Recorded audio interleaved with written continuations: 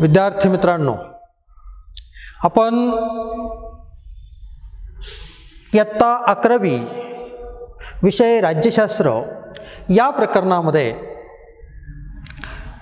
राज्यशास्त्राच्या अभ्यासक्रमातील भाग 3 लोकप्रशासन यामध्ये आपण प्रकरण क्रमांक 7 लोकप्रशासन या प्रकरणामध्ये आपण मागील तासाला प्रस्तावना, लोकप्रशासन म्हणजे काय, लोकप्रशासनाच्या व्याख्या यांचा आपण अभ्यास केलेला आहे। त्यानंतर लोकप्रशासनाची व्याप्ती या ब भागाचा आपण या ठिकाणी अभ्यास करत होतो आणि त्यामध्ये आपण लोकप्रशासनाच्या व्याप्ती संबंधी 2 दृष्टिकोन आहेत। त्यापैकी पहिला दृष्टिकोन जो आपण या ठिकाणी पाहिला तो संक्षिप्त दृष्टिकोन। गुलिक आणि उर्विक या 2 विचारवंतांनी जो संक्षिप्त दृष्टिकोन मांडला त्या संक्षिप्त दृष्टिकोनाचा आपण कालच्या तासाला या ठिकाणी अभ्यास केलेला आहे। त्यांनी पोस्ड कार्बो हा जो दृष्टिकोन मांडलेला आहे त्याचा आपण कालच्या तासाला या ठिकाणी अभ्यास केलेला आहे की POSD CORB हा दृष्टिकोन आपण या ठिकाणी अभ्यासलेला आहे। आणि त्यामध्ये असणारा दुसरा जो दृष्टिकोन आहे तो म्हणजे व्यापक दृष्टिकोन। आता संक्षिप्त दृष्टिकोनामध्ये कार्यकारी मंडळाच्या कार्यावरती या ठिकाणी भर दिलेला आहे, कारण लोकप्रशासनामध्ये कार्यकारी मंडळाचं जे कार्य आहे ते पारंपरिक स्वरूपाचं आहे।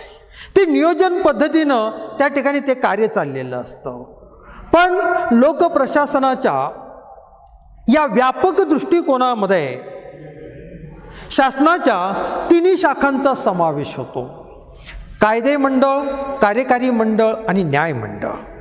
या 3ही शाखांचा समावेश या व्यापक दृष्टिकोनामध्ये होतो। फक्त कार्यकारी मंडळाच्या कार्यावरतीच भर दिला जात नाही, हा फक्त संक्षिप्त दृष्टिकोनामध्ये या कार्यकारी मंडळाच्या कार्यावरती भर दिलेला आहे। आता लोकप्रशासनाचा व्यापक दृष्टिकोन आहे।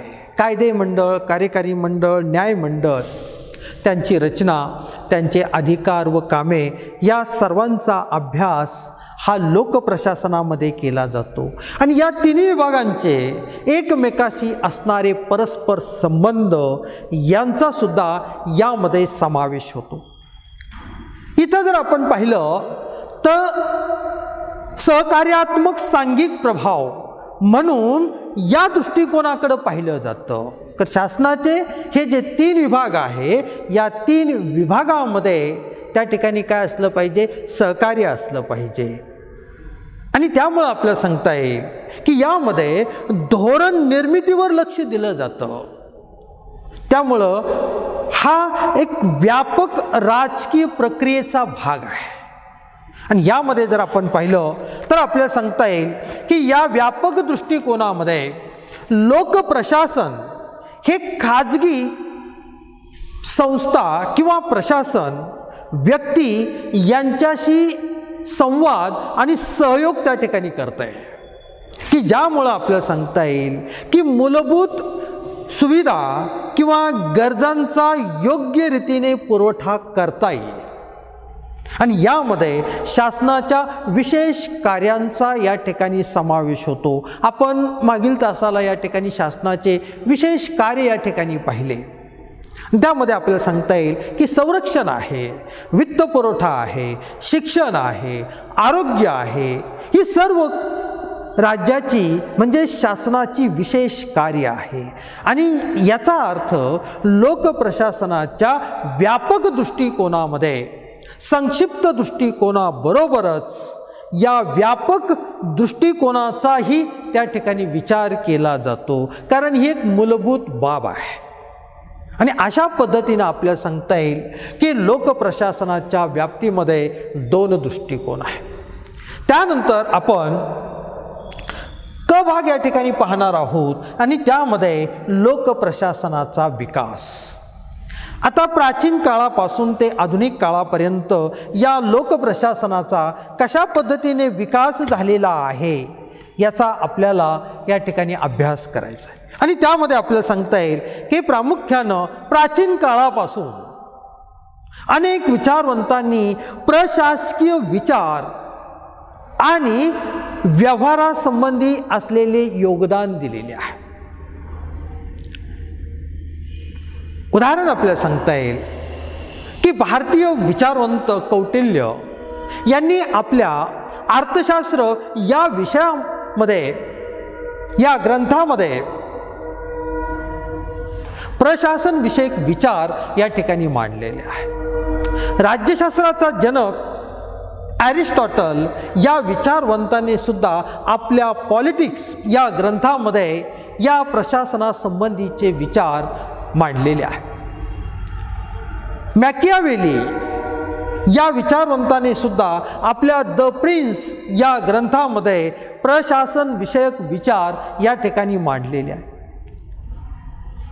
लोकप्रशासनाचा पद्धतशीरपणे अभ्यासाचं श्रेय हे 18व्या शतकातील जर्मनी आणि ऑस्ट्रिया येथील कॅमेरॅलिझमच्या प्रणालीला दिले जाते। मग आता ही कॅमेरॅलिझम प्रणाली काय आहे तर 17व्या आणि 18व्या शतकातील शास्त्राच्या प्रणालीला कॅमेरॅलिझम असं संबोधलं जातं। मग या प्रणालीमध्ये जर्मनी आणि ऑस्ट्रेलिया या देशामध्ये सम्राटांच्या प्रशासकीय यंत्रणा सुधारण्याचे प्रयत्न हा यातील महत्त्वाचा संदर्भ आहे की आजही आपल्याला सांगता येईल की लोकप्रशासनाच्या दृष्टिकोनातून ते उपयुक्त आहे। पुढचा एक मुद्दा आपल्याला सांगता येईल की लोकप्रशासन विद्याशाखेचा जन्म। आता लोकप्रशासन विद्याशाखेचा जन्म हा अमेरिकेत झाला। विद्यार्थी मित्रांनो, आपल्याला यावरती 1 मार्कासाठी प्रश्न विचारला जातो की लोकप्रशासन विद्याशाखेचा जन्म हा कोणत्या देशात झाला तर अमेरिकेमध्ये झालेला आहे। वुड्रो विल्सन यांनी पहिल्यांदा लोकप्रशासनाच्या अभ्यासाची गरज मांडली। त्यांनी 1857 सालच्या आपल्या शोध निबंधामध्ये या लोकप्रशासनाच्या संदर्भात जे विचार मांडलेले आहे त्यामुळं त्यांनी खऱ्या अर्थानं लोकप्रशासनाचा पाया या ठिकाणी रचलेला आहे। शासनाची कार्यक्षमता वाढवण्याची गरज आहे असं प्रतिपादन करणारे ते पहिले राजकीय नेते की ज्यांनी खऱ्या अर्थानं या लोकप्रशासनातील शासनाची कार्यक्षमता वाढली पाहिजे हे मांडणारे ते जागतिक पातळीवरचे पहिले राजकीय नेते। शासनाचा अविभाज्य भाग असलेला पण ज्यावरती सगळ्यात कमी चर्चा केली जाते ते म्हणजे प्रशासन आहे आणि खऱ्या अर्थानं या प्रशासनावरती चर्चा झाली पाहिजे हा त्यांचा या ठिकाणी दृष्टिकोन होता। आज जर आपण या ठिकाणी पाहिलं तर प्रशासनाची व्याप्ती ही विस्तारलेली आहे। आज या प्रशासनाच्या व्याप्तीमध्ये नवीन नवीन क्षेत्रांचा समावेश झालेला आहे आणि त्या नवीन नवीन क्षेत्रांचा अभ्यास हा लोकप्रशासनामध्ये केला जातो की ज्यामध्ये आपल्याला सांगता येईल की तुलनात्मक लोकप्रशासन, विकास प्रशासन, नवलोक प्रशासन, नवलोक व्यवस्थापन, सार्वत्रिक धोरण आणि सुशासन या नवीन क्षेत्रांचा समावेश या प्रशासनाच्या व्याप्तीमध्ये झालेला आहे। आता लोकप्रशासनाच्या व्याप्तीमध्ये सार्वजनिक धोरण या नवीन क्षेत्राचा समावेश केलेला आहे। त्यामुळे आपल्याला सांगता येईल की आधुनिक काळामध्ये या लोकप्रशासनामध्ये फक्त अंमलबजावणी पुरतं कार्य मर्यादित राहिलेलं नाहीये. ते कार्य धोरण निर्मितीवर भर देणारं आहे. मग आपण या लोकप्रशासनाच्या विकासामधला एक महत्त्वाचा भागाचा आपण आज अभ्यास करणार आहोत की सार्वजनिक धोरण. मग सार्वजनिक धोरण म्हणजे काय, या भागाचा पहिल्यांदा आपण या ठिकाणी अभ्यास करणार आहोत. आज जर आपण या ठिकाणी पाहिलं, आज वाढता परस्पर संपर्क म्हणजे प्रसार माध्यमामध्ये झालेला बदल, तंत्रज्ञानामध्ये झालेली क्रांती आणि जागतिकीकरणामुळं ज्या आज नवीन समस्या, नवीन आव्हानं या ठिकाणी निर्माण झालेली आहे, त्यामुळं शासन व्यवस्था ही अधिक गुंतागुंतीची बनत चाललेली आहे. शासनासमोर आज अनेक नवीन आव्हानं या ठिकाणी निर्माण झालेली आपल्याला दिसतात आणि त्यामुळं सार्वजनिक क्षेत्रामध्ये शासन जे कार्य करतं ते कार्य करत असताना सामान्य कार्यापलीकडे जाऊन किंवा सामान्य प्रशासनाच्या पलीकडे जाऊन शासनाला कार्य करावी लागतात. नुसती कायद्याच्या चौकटीत राहून कार्य करता येत नाही, तर त्या कायद्याच्या चौकटीच्या बाहेर जाऊन सुद्धा शासनाला त्या ठिकाणी कार्य करावी लागतात. मग आज शासन प्रामुख्यानं जनकल्याणासाठी सार्वजनिक धोरण निर्मिती करण्याचं कार्य करतं, त्याची अंमलबजावणी करण्याचं कार्य करतं, त्याकडं आज शासन लक्ष देतं. मग शासन व्यवस्था समजावून घेणाऱ्या या नव्या दृष्टिकोनाला सार्वजनिक धोरण असं म्हणतात. याचं उदाहरण आपल्याला सांगता येईल की भारतात ग्रामीण भागात वीज पुरवठा किंवा विजेची उपलब्धता करून देणं ही एक मोठी समस्या आहे आणि त्यामुळे आपल्याला सांगता येईल की ग्रामीण भागामध्ये ही वीज पुरवठा उपलब्ध करून देणं हे सरकारचं कार्य आहे आणि त्यासाठी भारत सरकारने राजीव गांधी ग्रामीण विद्युतीकरण योजना त्या ठिकाणी तयार केली की आपल्या भारतातील ग्रामीण भागामध्ये वीज उपलब्ध करून देणं, ज्या भागामध्ये वीज पोहोचलेली नाही त्या भागामध्ये वीज पुरवठा करण्याचं सार्वजनिक धोरण हे भारत सरकारने आखलेलं आहे आणि त्यासाठी ही जी योजना भारत सरकारने आखलेली आहे आणि त्यानुसार आपल्याला सांगता येईल अनेक योजनांचं एकत्रित करून एप्रिल 2005 मध्ये भारत सरकारनं राजीव गांधी ग्रामीण विद्युतीकरण योजना या ठिकाणी आणली. याचा उद्देश होता की ग्रामीण भागामध्ये पायाभूत संसाधनं म्हणजे असलेल्या साधनाद्वारे आपल्याला ग्रामीण भागामध्ये वीज पुरवठा त्या ठिकाणी उपलब्ध करून देणं. मग ग्रामीण भागामध्ये वाड्या वस्त्यावरती या लाईटच्या सुविधा उपलब्ध करून देणं, त्यासाठी त्या केंद्राची क्षमता वाढवणं, विद्युत केंद्राची क्षमता वाढवणं आणि त्या अनुषंगानं शाळा असेल, ग्रामपंचायती असेल, इतर कार्यालय असतील, आरोग्य केंद्र असेल, समाज मंदिरं असतील, इत्यादी ठिकाणी विद्युत पुरवठा त्या ठिकाणी उपलब्ध करून देणं हे या योजनेचं कार्य होतं.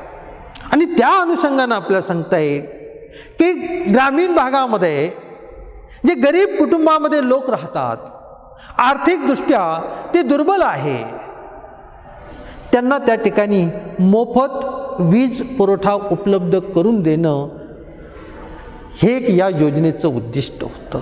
आणि त्या अनुषंगानं सरकारनं एक सार्वजनिक धोरण त्या ठिकाणी आखलं.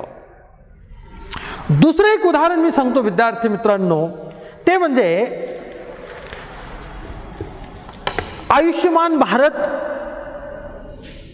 योजना. आता ही आयुष्यमान भारत योजना काय आहे तर आपल्याला सांगता येईल की कोणालाही आर्थिक अडचण न होता त्या व्यक्तीला चांगल्या प्रकारच्या आरोग्याच्या सुविधा उपलब्ध करून देणं आणि त्या अनुषंगानं आयुष्यमान भारत ही योजना या ठिकाणी आखण्यात आलेली आहे. यामध्ये आपल्याला सांगता येईल की त्या योजनेला प्रधानमंत्री जन आरोग्य योजना असेही म्हटलं जातं. 1 एप्रिल 2018 रोजी संपूर्ण भारतामध्ये ही योजना या ठिकाणी राबवण्यात आली. आपल्या 2018च्या अर्थसंकल्पामध्ये ती मांडण्यात आली. त्यावेळेस अर्थमंत्री अरुण जेटली यांनी ही योजना त्या ठिकाणी जाहीर केली की प्रधानमंत्री जन आरोग्य योजना आणि मोदी केअर योजना म्हणून ती ओळखली जाते. याचा मी उद्देश तुम्हाला सांगतो की आर्थिकदृष्ट्या दुर्बल असणारे घटक, ज्याला आपण म्हणतो BPL कार्ड धारक, आर्थिकदृष्ट्या दुर्बल असणारे लोक की ज्यांना BPLचं रेशन कार्ड दिलेलं आहे, अशा लोकांच्या आरोग्यासाठी कॅशलेस विमा प्रदान करणं हे या योजनेचं उद्दिष्ट आहे.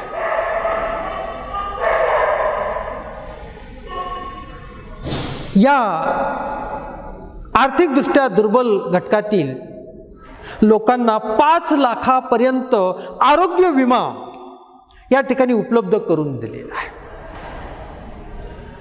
यामध्ये जर आपण पाहिलं तर आपल्याला सांगता आहे की जवळपास या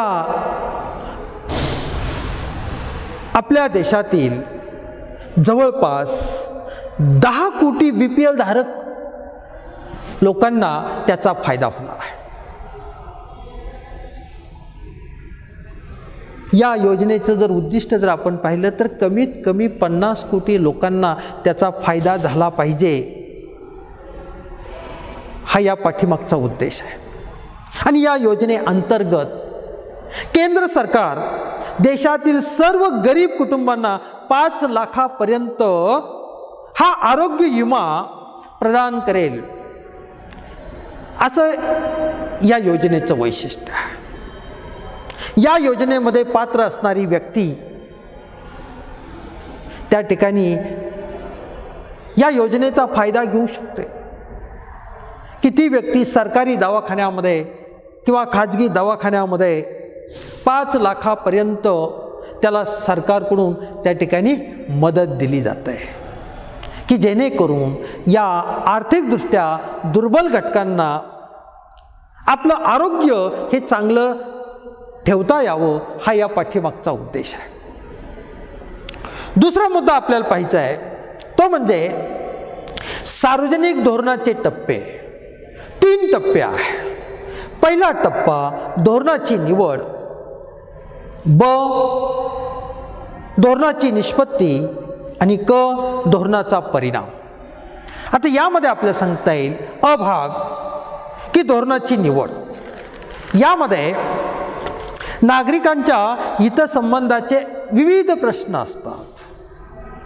आपण पाहतो की खऱ्या अर्थानं आपले अनेक प्रश्न असतात आणि समाजामध्ये तर अनेक लोक राहतात, त्यामुळं समाजाचे अनेक प्रश्न असतात.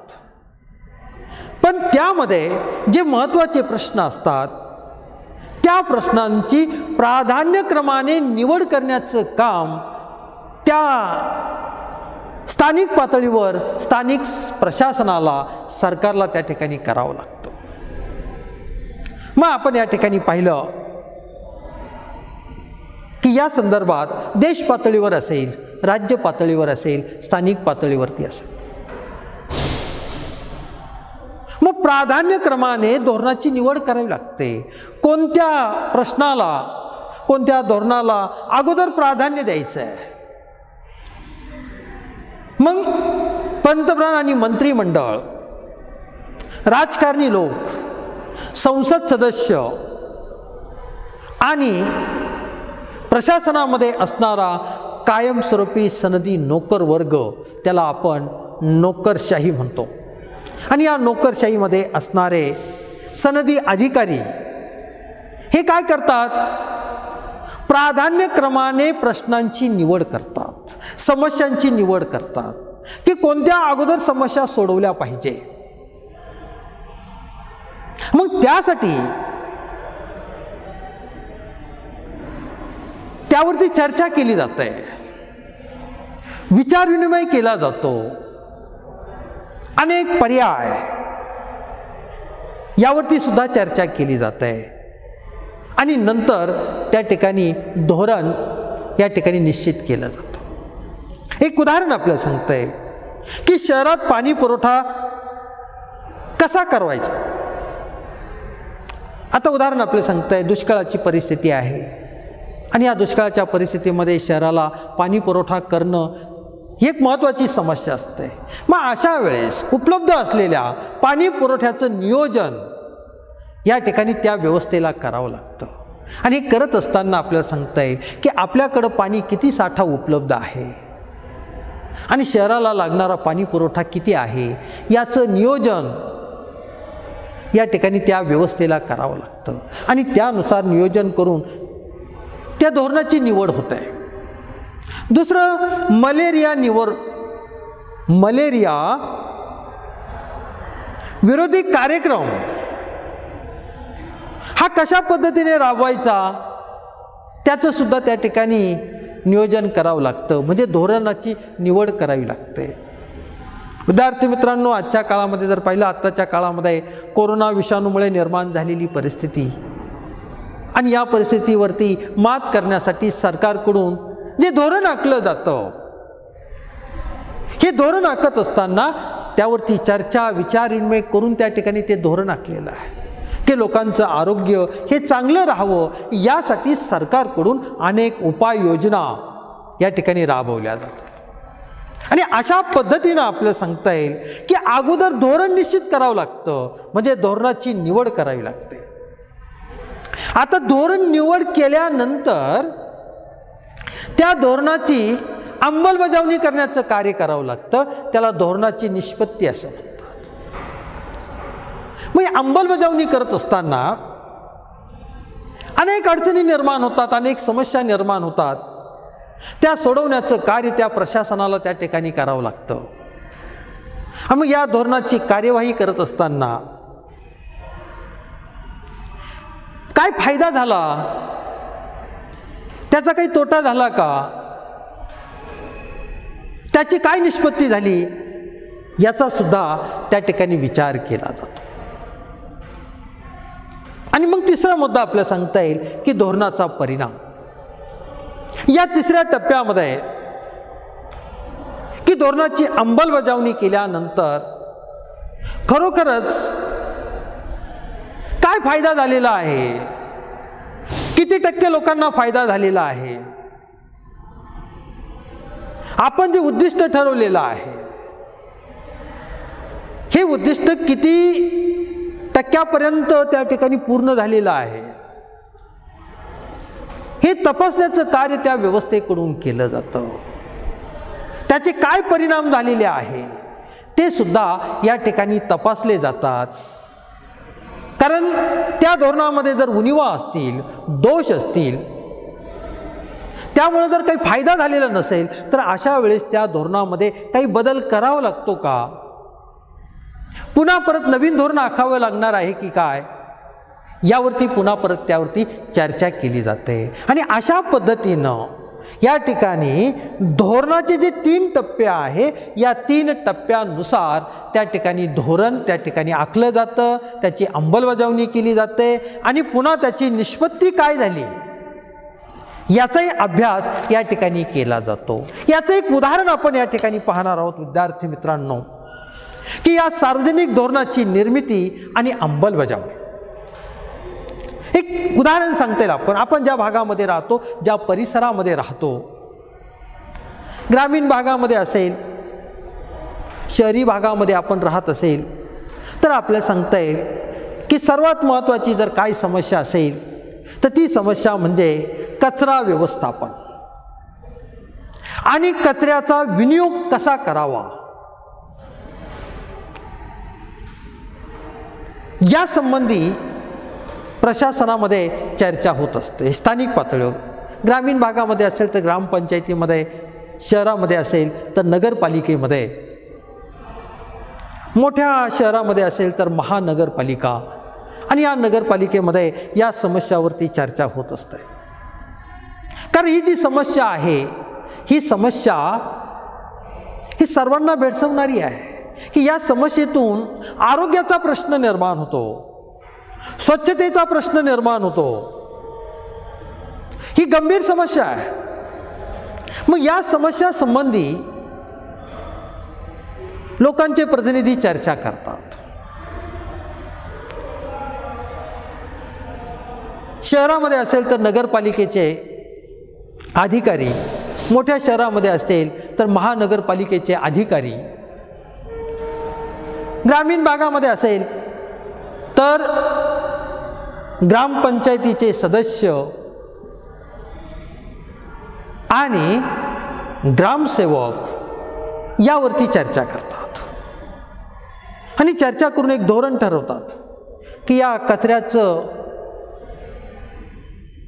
विनियोजन संदर्भात निर्णय घेतला जातो, एक धोरण ठरवलं जातं.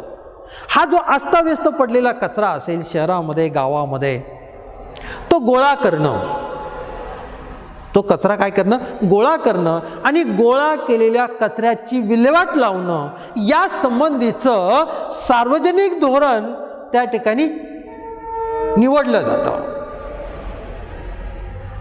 मग हे धोरण त्या ठिकाणी निवड झाल्यानंतर दुसरा टप्पा आहे धोरणाची निष्पत्ती, त्याची अंमलबजावणी.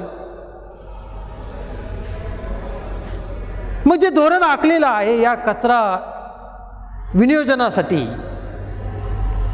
त्याची विल्हेवाट कशा प्रकारची लावायची, त्याची अंमलबजावणी सुरू केली जाते. मग तो शहरामध्ये अस्ताव्यस्त पडलेला किंवा ज्या ठिकाणी तो कचरा साठवून ठेवलेला आहे, तो अस्ताव्यस्त झालेला असेल तर तो सर्व एकत्र करून त्यावरती प्रक्रिया करणं आणि तो नष्ट करणं. आणि त्यामध्ये ती यंत्रणा म्हणजे त्या स्तरावरची महानगरपालिका असेल तर जिल्हा स्तरावरती नगरपालिका असेल तर शहरामध्ये आणि गाव पातळीवर असेल तर ग्रामपंचायत त्या धोरणाची त्या ठिकाणी अंमलबजावणी करण्याचं कार्य करतात. आणि त्यासाठी ती शासकीय आणि अशासकीय अशा दोन्ही घटकांचा त्यामध्ये सहभाग असतो. आणि त्यातून आपल्याला सांगता येईल की त्या धोरणाची अंमलबजावणी त्या ठिकाणी केली जाते.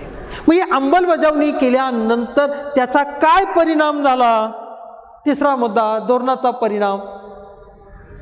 जर त्या कचऱ्याची विल्हेवाट योग्य पद्धतीने लावली गेलेली असेल तर तो भाग, तो परिसर, ते गाव, शहर, जिल्हा त्या ठिकाणी काय होणार आहे, स्वच्छ होणार आहे. म्हणजे त्या धोरणाचं उद्दिष्ट त्या ठिकाणी साध्य होणार आहे. जर त्या कचऱ्याची विल्हेवाट लावली गेलेली असेल तर लोकांचं त्या ठिकाणी आरोग्य चांगलं राहणार आहे, स्वच्छता निर्माण होणार आहे. हा काय झाला, परिणाम झाला, फायदा झाला. म्हणून तशाच प्रकारचं धोरणाची कार्यवाही त्या यंत्रणेकडून केली जाते. अशा प्रकारची धोरणं या ठिकाणी शासनाकडून म्हणजे प्रशासनाकडून आखली जातात. लोकप्रशासनामध्ये हे नवीन धोरणाचा अभ्यास या ठिकाणी केला जातो. अशा पद्धतीनं आज आपण लोकप्रशासनाची व्याप्ती, त्यामध्ये व्यापक दृष्टिकोन हा दुसरा दृष्टिकोन आपण या ठिकाणी पाहिला. त्यानंतर क भाग लोकप्रशासनाचा विकास आणि त्यामध्ये सार्वजनिक धोरण म्हणजे काय आणि सार्वजनिक धोरणाचे टप्पे यांचा आज आपण या ठिकाणी अभ्यास केलेला आहे. राहिलेल्या भागाचा अभ्यास आपण पुढच्या तासाला करणार आहोत. धन्यवाद.